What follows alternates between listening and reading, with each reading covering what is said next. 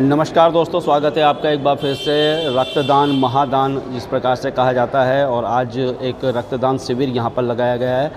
जो हिंदू पंचायती धर्मशाला है कोटद्वार में, यहाँ पर रक्तदान शिविर लगाया गया है और लायंस क्लब डायनामिक के द्वारा ये पूरा रक्तदान शिविर है। और हमारे साथ बात करने के लिए लायंस क्लब डायनामिक के भी सचिव हमारे साथ हैं। साथ ही साथ रक्तदान के क्षेत्र में कोटद्वार और पूरे गढ़वाल के क्षेत्र में जो क्रांति जिन्होंने लाई है, दलजीत सिंह जी, वो भी हमारे साथ हैं। और अगर रक्तदान की बात होती है और दलजीत सिंह जी का नाम ना लिया जाए तो बड़ी बेकार बात होगी। तो सर से ही बात कर लेंगे। बात बहुत कम करते हैं, काम में ज़्यादा विश्वास दलजीत सिंह जी करते हैं। तो सर, एक बार पुनः आप के द्वारा, आपके माध्यम से एक रक्तदान शिविर का आयोजन यहाँ पर किया जा रहा है, क्या कहेंगे सर? नमस्कार। हमारे छोटे भाई प्रवीण जी, बहुत बहुत धन्यवाद आपका कि आप हमारे इस सेवा कार्य को जन जन तक पहुंचाने में आपका बहुत योगदान रहता है। आपको बहुत बहुत धन्यवाद दूंगा मैं। और बाकी रही बात, अब ये शुरुआत की गई थी बेशक हम लोगों के छोटी सी टीम के माध्यम से, लेकिन ये एक भरा पूरा वृक्ष बन चुका है और लगातार इसमें जो है बढ़ोतरी होती जा रही है। और हमारे साथ जो है अनेकों लोग जुड़ करके इस सेवा को आगे बढ़ा रहे हैं और बस हमें इस बात की बहुत खुशी है। सर, जिस प्रकार से मैं देखता हूं कि रात को भी आपको फ़ोन्स आते हैं, मैं भी कई बार आपको बताता हूं, बोलता हूं, तो कैसा लगता है जब आप घर में होते हैं और आराम से आप सो रहे हैं और उसके बाद किसी को ऐसा फ़ोन आता है, तो क्या मतलब आप कैसे करते, क्या आपके मन में आता है ख्याल?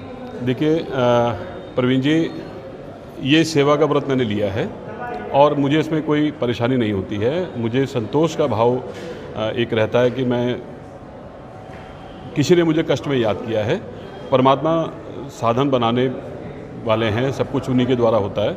मैं माध्यम बनता हूँ या मुझे ईश्वर ने इस सेवा के लिए चुना है, तो इसके लिए मुझे बहुत ज़्यादा खुशी है और मुझे कभी कोई दिक्कत नहीं होती है। मुझे रात को 2 बजे कॉल करिए, कभी 1 बजे कॉल कीजिए, जब मर्जी हो। और मैं शहर में नई भी हूँ तो फ़ोन के माध्यम से पूरा प्रयास किया जाता है सेवा पहुँचाने का। बाकी तो ईश्वर हैं करने वाले, मुझे कोई दिक्कत नहीं होती है। तो दोस्तों, ये थे दलजीत सिंह जी और एक प्राउड है ये हमारे कोटद्वार के लिए जिस प्रकार से रक्तदान के क्षेत्र में आप काम कर रहे हैं। और इस वीडियो में भाई साहब का मैं नंबर भी दे दूंगा थोड़े सा, और इनको कष्ट मिल जाएगा मेरे नंबर से। अगर कभी भी रक्तदान की आपको ज़रूरत होगी, देहरादून, ऋषिकेश, कोटद्वार, हरिद्वार में, तो आप भाई साहब को फ़ोन कीजिएगा, मुझे फ़ोन कीजिएगा। भाई साहब का नंबर भी मैं दूँगा। तो सर, नंबर दे दूँ क्या मैं आपका? बिल्कुल दीजिए आप। और मैं ये भी मेरा निवेदन रहेगा आपके मंच के माध्यम से, आपके चैनल के माध्यम से। देखिए, हम लोग सेवा करते हैं और हमारा ये एक संदेश भी होता है कि जो लोग रिप्लेसमेंट ब्लड डोनेशन करने में सक्षम होते हैं उन्हें रिप्लेसमेंट अवश्य करना चाहिए। बहुधा देखा गया है कि ब्लड चाहिए होता है तो ठीक है, हम उनकी सहायता के लिए तैयार हैं, मगर क्या होता है कि वो सक्षम होते हुए भी रिप्लेसमेंट ब्लड डोनेशन नहीं करते हैं। इस चीज़ का थोड़ा सा हम लोग कहना चाहेंगे कि यदि आपको आवश्यकता का ब्लड बैंक में नहीं उपलब्ध हो पा रहा है तो आप हमें बताइए, हम प्रयास करेंगे। लेकिन यदि आप सक्षम हैं बदले में रिप्लेसमेंट में अन्य कोई भी ब्लड देने के लिए, तो आपको अवश्य देना चाहिए, अवश्य देना चाहिए। और सर, मैं भी आपके उत्तम स्वास्थ्य की कामना करूंगा सिद्धबली बाबा से, क्योंकि आप स्वस्थ रहेंगे तो निसंदेह हजारों लोगों को फ़ायदा मिलेगा। धन्यवाद। और जिस प्रकार से लायंस क्लब डायनामिक ने ये पूरा रक्तदान शिविर लगाया गया है, हमारे साथ अनिल मोहन जी हैं जो कि लायंस क्लब डायनामिक के सचिव हैं और इन्हीं के दिशा निर्देशन में ये पूरा देख ही रहे, बैकग्राउंड में लोग रक्तदान कर रहे हैं। सर, रक्तदान शिविर का आयोजन आप लोगों ने किया है, क्या कहेंगे सर? देखिए, आज के युग में जिस तरीके से जनसंख्या बढ़ रही है, जगह जगह एक्सीडेंट और जगह जगह ब्लड की कमी देखने को मिली है। आज की सुबह का ही मैं वाक़या बताऊं कि गवर्नमेंट हॉस्पिटल में किसी को इमरजेंसी में ज़रूरत पड़ी ब्लड की, तो हमारे जो रक्त पुरुष जिनको कहा जाता है दलजीत जी, उनके पास खबर आई, फिर हमको खबर पता चली, तो सुबह सुबह हम लोगों ने उनके लिए रिप्लेसमेंट ब्लड का अरेंजमेंट अर्जेंट में कराया। तो इस प्रकार से हम लोग भी इनके माध्यम से और हमारे क्लब के माध्यम से, लायंस क्लब डायनामिक कोटद्वार, समय समय पे साल में 2 से 4 बार तो मतलब ये ब्लड डोनेशन कैंप लगाता है। तो जो भी हो सकता है हम लोग समाज सेवा में लगे हैं। हमारा क्लब जो भी कर सकता है हम लोग करते आ रहे हैं। तो आज कितना यूनिट ब्लड का आपने टारगेट रखा हुआ है, क्या लक्ष्य? हमारा 50 यूनिट्स जो है प्लस का है। अब देखते हैं बाकी कितने, जैसे लास्ट टाइम हमने 50 का रखा था तो 70 प्लस हुए थे। तो हमारे क्लब के माध्यम से लोग आते हैं, बहुत लोग रक्तदान करने के लिए आते हैं। तो और किन किन क्षेत्रों में सर लायंस क्लब डायनामिक काम कर रहा है इस समय? देखिए, लायंस क्लब डायनामिक इस भावना में विश्वास रखता है कि सेवा करो और विजिबिलिटी में आए चाहे ना आए, सेवा करो। तो हमारा क्लब के पास अभी कुछ दिन पहले ही इमरजेंसी में किसी को मतलब बॉडी पैरालाइज हो गई, तो उनके लिए व्हील चेयर की आवश्यकता पड़ी। तो हम लोगों ने अपने क्लब के माध्यम से ही सब ने, जो हमारे क्लब के मेंबर्स हैं, सब ने अपने पैसे एकत्रित कर कर उनको दान में दी। फिर एक और फिर खबर आई कि ऐसे किसी की बॉडी पैरालाइज हो गई है, उनको भी ज़रूरत है, तो उनको भी दी। तो हम लोग करते रहते हैं लगातार, जो जहाँ से भी ज़रूरतमंद को कोई भी खबर आएगी हमारे पास, तो हम लोग उसकी पूर्ति करने की कोशिश करते हैं। शुभकामनाएं हैं सर। धन्यवाद सर। धन्यवाद। नमस्कार दोस्तों, स्वागत है आपका एक बार फिर से कण्व नगरी लाइव में। साथ ही साथ फेसबुक पर भी मेरा पेज है जनता की आवाज़ और पौड़ी गढ़वाल। तो आज एक ब्लड डोनेशन कैंप यहाँ पर हिंदू पंचायती धर्मशाला में लगा हुआ है और मेरे साथ एक कोटद्वार का, अगर कोटद्वार की बात की जाए, बहुत बड़ा परिवार हमारे साथ है, मिश्रा परिवार हमारे साथ है। और आप जानती हो कि गोविंद नगर जो है मिश्रा कॉलोनी के नाम से जानी जाती है और बहुत सारे लोग जानते होंगे। पूरा परिवार मेरे साथ हैं और जिस प्रकार से ब्लड डोनेशन कैंप लगा है, तो सर ने आज जो है ब्लड डोनेट किया है और मुझे बताया इन्होंने कि जो है उनके माता जी के जन्म दिवस के उपलक्ष्य में ये जो है ब्लड इन्होंने आज डोनेट किया है। और पहली बार नहीं ब्लड डोनेट कर रहे हैं, इससे पहले भी लगभग 25 बार ये ब्लड डोनेट कर चुके हैं। तो बड़ा गर्व का विषय है और बड़ी बहुत ही ज़्यादा संख्या में ब्लड डोनेट किया। सर से ही बात करेंगे सबसे पहले। तो सर नमस्कार, स्वागत है आपका। धन्यवाद। कैसे हैं? मैं स्वस्थ हूँ और प्रसन्नचित हूँ। सर थोड़ा अपने बारे में हमारे दर्शकों को बताइए। मैं वर्तमान में राजकीय इंटर कॉलेज धोबीघाट विकासखंड दुगड्डा में विगत 17 साल से मैं सरकारी सेवारत हूँ और जो ग्रामीण अंचल में बसे हुए जो परिवार हैं उनके बच्चों को की सेवा, उनको शैक्षिक और मध्याह्न भोजन के माध्यम से उनकी सेवा कर रहा हूँ। और मैं समाज में अपने 25 बार रक्तदान देने के उपरांत जो उनके परिवारजन के जो आवश्यकताएं हैं, रक्त संबंधी जो आवश्यकताएं हैं, उस माध्यम से सेवा करके उनके परिवार की संपन्नता का आशीर्वाद प्राप्त कर रहा हूँ। तो मैंने सुना है आपने ड्राइंग में पीएचडी की है। मैंने ड्राइंग में नहीं, मैंने अनौपचारिक शिक्षा में पीएचडी करी है।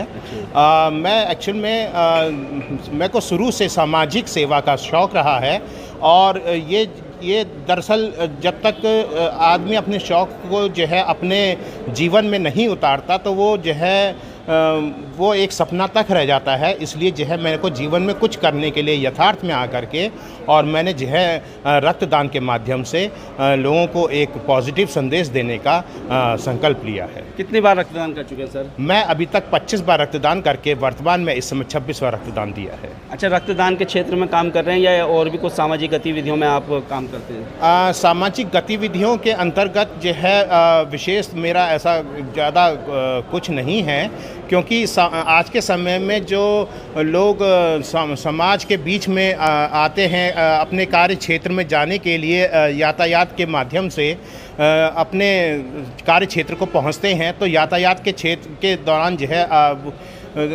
किसी तरह की असुरक्षा वगैरह के चलते या जैसे सामाजिक वातावरण में असुरक्षा के चलते वो उनको बीमारियों अथवा दुर्घटनाओं आदि का सामना करना पड़ता है, जिस कारण से उनको कभी अगर रक्त की ज़रूरत पड़े तो उसके लिए जो है मैं संकल्पित हूँ कि उनको रक्तदान करना मेरा एक परम कर्तव्य है, ताकि आज जैसे मैं अपने माँ के जन्मदिन के उपलक्ष्य में मैं जन्मदिन बना रहा हूँ, उनके परिवार में संपन्नता है मेरे से कि जो है हमारा परिवार संपन्न है, तो उसी प्रकार किसी की गोद सूनी ना रह जाए रक्तदान के कारण से। मैं ये संकल्पित हूँ कि जो है उनके परिवार की संपन्नता के लिए भी मैं आज प्रयासरत हूँ। तो सर बहुत बहुत शुभकामनाएं आपको।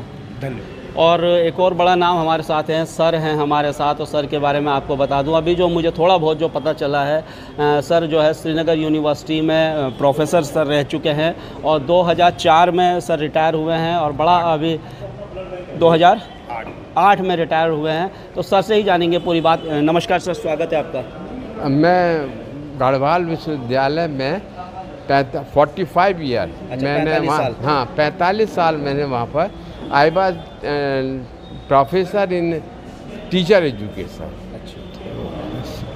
मैं शिक्षक तैयार करने के लिए वहाँ पर ट्रेनिंग में रहता था और प्रोफेसर था, और इसके साथ साथ गांव में जाकर लोगों को जो टीचर शिक्षा प्राप्त करने के लिए आते थे उनको ग्रामीण क्षेत्रों में ले जाकर और ग्रामीण क्षेत्रों का किस प्रकार से विकास हो सके, ग्रामीण क्षेत्र के लोगों की क्या समस्याएं हों उनका निराकरण कैसे हो, इन सब के विषय में सेमिनार और चर्चा आदि करता रहता था।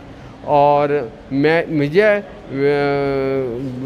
विश्वविद्यालय द्वारा और सरकार द्वारा 2 देशों थाईलैंड और इंग्लैंड में भी जाने का मौका मिला, जहां मैं गया और वहां पर मैंने अपने विश्वविद्यालय की सेवाओं का वहां पर प्रदर्शन किया। इसके अलावा मुझे श्रीनगर में विश्वविद्यालय में रहते हुए भी गढ़वाल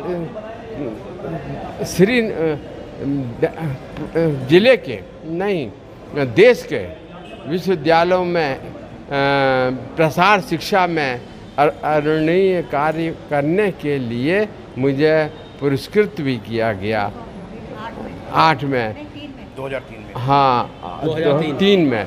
और मोदी जी उसमें मोदी जी भी आए हुए थे और उनके साथ मेरा चित्र भी है। मैं थोड़ा सा इधर 3-4 साल से कुछ अस्वस्थ सा हो गया हूँ। इस समय मैं 79 में मैं रन कर रहा हूँ। थोड़ा 3-4 साल से थोड़ा सा प्रॉब्लम हो गई है।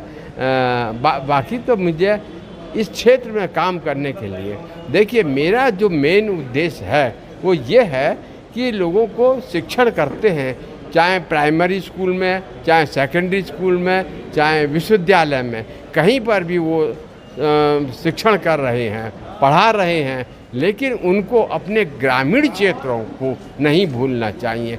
ग्रामीण क्षेत्र की जो जनता है उनकी क्या परेशानियां हैं, वो क्या अपनी परेशानियों को कैसे समझ सकें और कैसे उनका निरावरण कर सकें, ये बहुत आवश्यक है। क्योंकि जनता जो है वो ग्रामीण क्षेत्रों में आज बहुत बड़े अच्छे लोगों की कॉलोनी बन गई हैं, अच्छे मकान बन गए हैं, लेकिन वो जो ग्रामीण क्षेत्र की जनता है उनका उतना अधिक विकास नहीं हो पाया है। उन पर भी ध्यान देने की बहुत ज़्यादा आवश्यकता है। सर, अगर शिक्षा की बात करें तो जब आपका समय था उस समय की शिक्षा और आज की शिक्षा में कितना अंतर आ गया है, और किस प्रकार से, जैसे अभी शिक्षा की बात की जाती है, तो कैसे हम इस शिक्षा को या बच्चों को आगे बढ़ा सकते हैं, कैसे उनको ज़्यादा हम, जो पहले की जो शिक्षा थी वो बहुत ग्रास रूट की शिक्षा थी, अब शायद उस प्रकार से नहीं है, क्या कहेंगे इस पूरे विषय? इसमें ऐसा है कि जो हमारे आपने ठीक ही पूछा है, ग्रामीण क्षेत्र की जो समस्याएं हैं उनको अवश्य जोड़ा जाए। अब हमारे क्षेत्र की जो समस्याएं हैं, शिक्षा का जो सिलेबस है, अब चाहे वो किसी भी स्तर का हो, और किया भी जा रहा है, ऐसी बात नहीं है कि ना किया जा रहा हो, चाहे वो प्राइमरी से सेकेंडरी हायर एजुकेशन किसी भी स्तर पर हो, तरह तरह के पाठ्यक्रम बनाए गए हैं और संचालित भी किए जा रहे हैं। शिक्षा ऐसी हो जिससे व्यक्ति का अपना व्यक्तिगत विकास तो हो सके, लेकिन उसके साथ साथ प्रमुख विशेषता ये होनी चाहिए कि वो समाज के विकास के लिए वो अपनी उद्देश्य निर्धारित करता रहे। हमारे साथ मैम भी हैं, मैम से भी थोड़ी सी बात कर लेंगे। नमस्कार मैम। नमस्कार, स्वागत है आपका और धन्यवाद। कैसी हैं आप? बहुत बढ़िया। बेटा भी शिक्षक है, पति भी शिक्षक है, तो मैं देख के शिक्षक हो गई। और जितना आप मतलब अच्छे तरीके से बता रही, मुझे नहीं लग रहा कि ये लोग, क्योंकि अभी पहले जो बात हो रही थी, तो कैसा लगता है और क्या बहुत बहुत अच्छा लगता है, बहुत अच्छा।